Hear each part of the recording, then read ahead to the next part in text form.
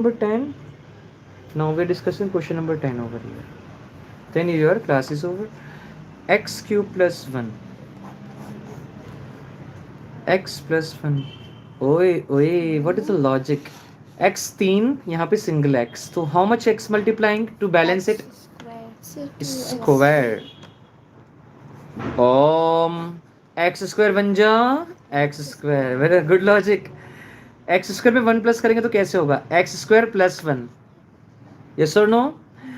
Again, सुनो, x square plus 1 is not possible. So x square as it is and 1 as it is.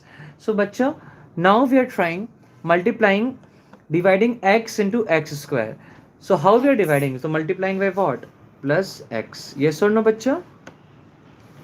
Plus का sign तो plus का sign, single x divide करेगा to, तो how it is possible? तो 1x का multiplication, सो x square. Okay, x बन जा